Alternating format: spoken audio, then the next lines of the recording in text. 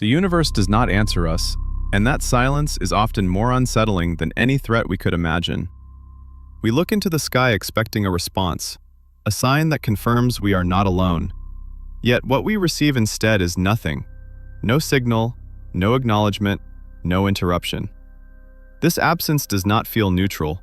It quietly presses against our sense of importance, forcing us to confront a possibility we rarely name, that the universe may not be waiting for us at all. In that quiet, the human mind begins to fill the gap, not with certainty, but with unease. We wonder whether silence means safety, indifference, or something far less comforting.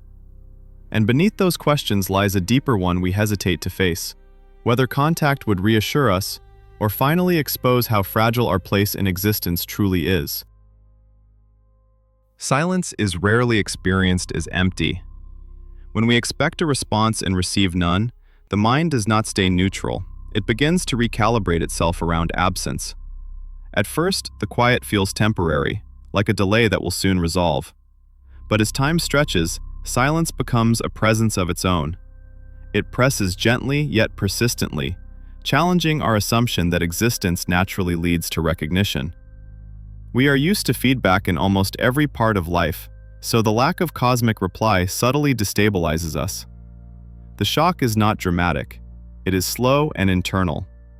We begin to question whether silence protects us, ignores us, or reflects something uncomfortable about our readiness to be known. In that moment, silence stops being a gap in information and starts behaving like a mirror, reflecting our dependence on being answered. Waiting changes the way the mind measures time. When we anticipate contact, each quiet moment stretches longer than it should, filled with imagined meaning. Hope and fear stop being opposites and begin to coexist, quietly feeding off each other. Part of us wants confirmation that we are seen, while another part dreads what that confirmation might require from us. The longer the wait continues, the more the mind adapts by creating narratives. Maybe they are coming, maybe they decided not to, maybe we were never the audience. This mental tension is subtle but exhausting. We are not panicking, we are bracing. In that state, waiting itself becomes a form of emotional labor, revealing how deeply we depend on the future to resolve what the present refuses to answer. When intelligence learns to hide. The idea that advanced intelligence might choose silence reframes everything we assume about progress. We often imagine knowledge as something that naturally reveals itself, yet survival teaches a different lesson. In uncertain environments, visibility can become a liability. What disturbs us is not just the thought that others are hiding, but that hiding might be rational. The mind resists this because it forces us to see intelligence not as a beacon, but as something cautious, selective, and restrained. If silence is a strategy, then the universe is not empty, it is careful. This realization unsettles our desire to be noticed because it suggests that being seen is not always a reward. Sometimes, silence is not a failure to communicate, but a decision made by those who learned, long ago, that endurance favors the unseen. The possibility of being irrelevant. Few ideas unsettle us more than the thought that our existence may not register beyond ourselves. Not threatened, not avoided, just unnoticed. The mind is trained to equate meaning with recognition, so irrelevance feels like a quiet erasure rather than a neutral state. We tell ourselves that intelligence must attract attention, that complexity deserves an audience. Yet the universe offers no confirmation of that belief. This is where discomfort deepens, not because we are small, but because our smallness may not matter.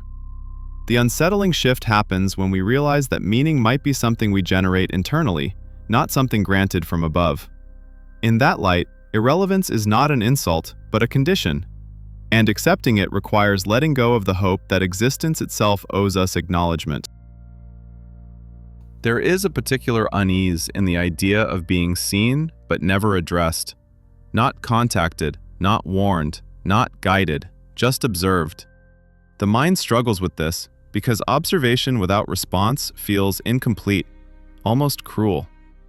In daily life, being watched usually implies judgment or care, yet cosmic observation suggests neither.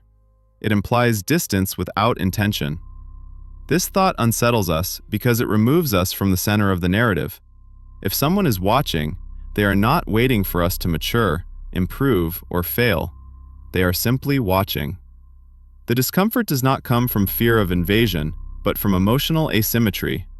To be aware and unacknowledged at the same time exposes a vulnerability we rarely articulate: the need for reciprocity. And in that silence, we are left with the unsettling possibility that awareness does not obligate involvement. At some point, silence stops feeling temporary. It settles, not as a pause before meaning, but as meaning itself.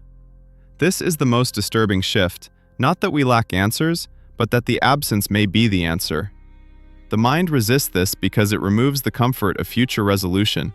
If silence is intentional, then there is nothing left to decode, only something to accept. This reframes our role in the universe from participants awaiting instruction to witnesses without guidance. The unease here is quiet and deep. It asks us to consider whether understanding was ever promised, or whether meaning has always been something we project outward to soften uncertainty.